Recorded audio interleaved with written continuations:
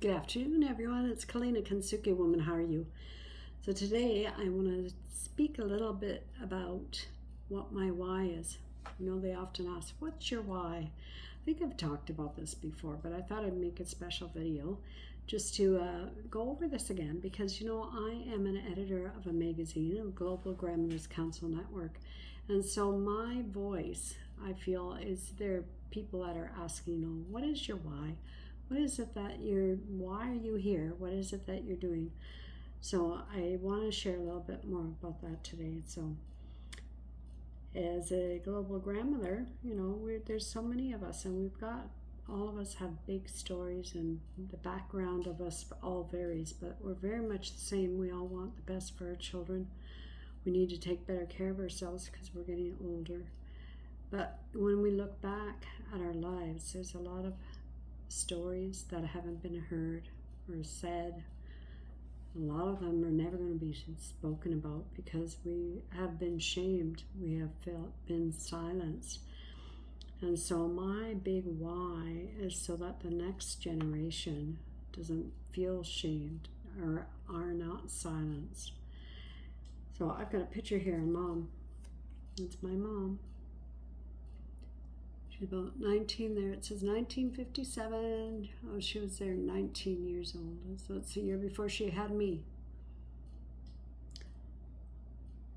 So she was a Mennonite girl. Actually, she wasn't Mennonite. She was raised in an English family.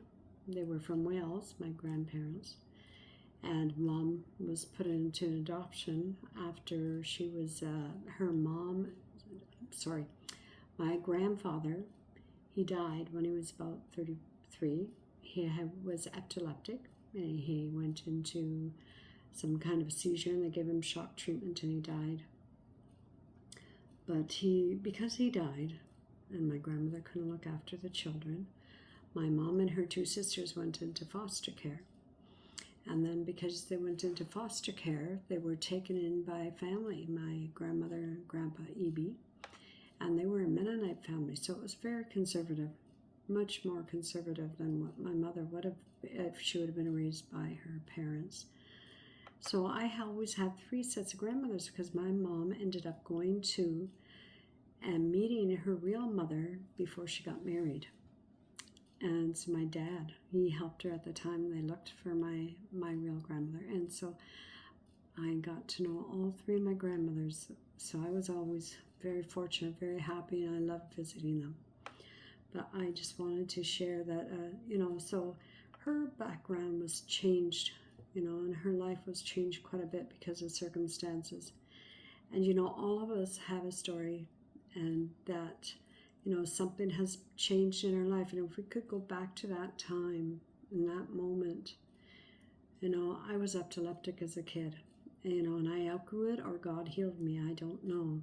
But until I was 18, I was on Dilaudid, and I used to have grand mal seizures, and it was scary, and I felt very intimidated at times. I felt like, back then a lot of people thought I was stupid, and I didn't know, and they just took advantage of that. At school I wasn't able to do things, and they were scared I might have a seizure, and it was a time that I needed to stand up for myself, but I didn't have that. I didn't have anybody really to say, because back then, even my parents, they were scared if I had a seizure, if I'd get hurt, they didn't know.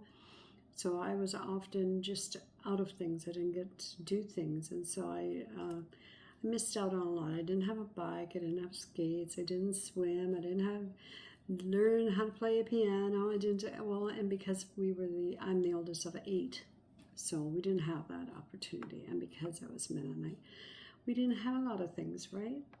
So we lived out on a farm, but we went through a lot of things you likely didn't go through, but you have a story that you've likely gone through, things that are like most of us anyway, have gone through some kind of mental, physical, sexual abuse, right? And we've all gone through something that just tore us apart, broke us, and we just felt so shattered.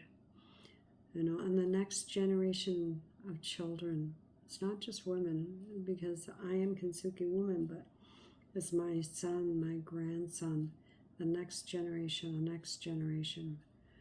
We are here as grandmothers. We are here to tell our story. We need to say the things we needed to hear when we were younger, right? Somebody, I never had an older sister. I never had somebody else that I really felt that I could go to. And I want to be a voice for the voiceless.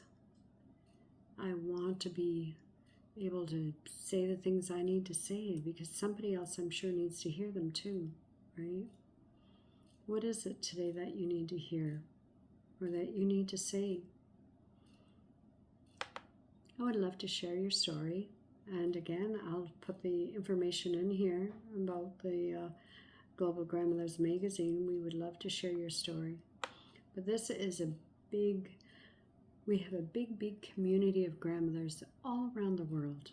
And we would really like to get stories from other cultures and stories and events that we can share. If you've got an initiative, if you're an author, if you're an artist, I would love to share. And just so we can learn so much from each other. And there's so much going on in the world right now, so much tragedy, so much pain, and so many tears are being cried. And it's just horrible. But we would love to hear those stories. We need to hear those stories. Those words need to be said. We need to see those pictures and whatever you'd like to share. If you've traveled, I would love to share some of your traveling adventures and some of your, whatever it is that you've got for us, a recipe, a poem, and I would love to put it into our magazine. But so Kintsugi Woman is all about being broken, being put back together. You should have a look at the website, KintsugiWoman.com.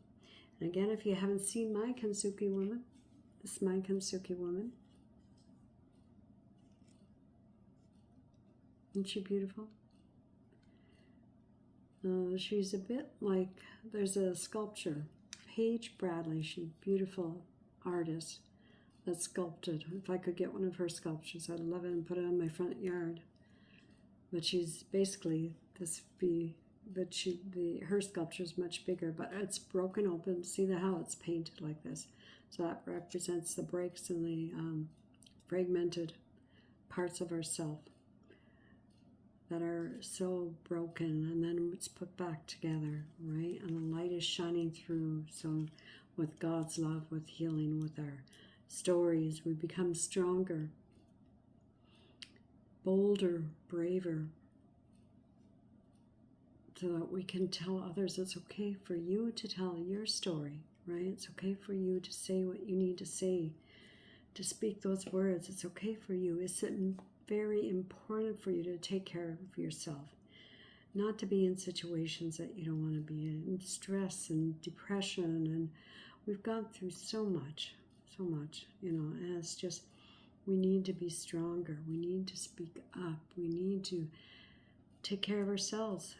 For years, I went through depression, and I went through divorce, and I had many things that I had to deal with as a kid, Well, going from one extreme to another, going from being Mennonite as a kid, and then the whole big world out there, things are very different, right? And it's, right? We were bohemians and hippies and rebels and purple sheep. You haven't heard about my purple sheep? I'm a purple sheep, right? Anyway, I just want to say that I would like to hear your story. And I wanted you just to know that I'm sending you virtual hugs. I really hope that you take care of yourself, love yourself, trust yourself. This is Kalina Kintsugi Woman, and the editor of Global Grandmothers Council Network. We're having an auction coming up, so make sure I'll put the link in here for that. If you've got something that you would like to share or donate, and if you'd like to volunteer, we're looking for interns. So we really would like to hear your voice. And if you would like to be part of our community, if any of this resonates with you, please have a look at our websites. Again, take care of you, love you, trust you. Kalina Kintsugi Woman.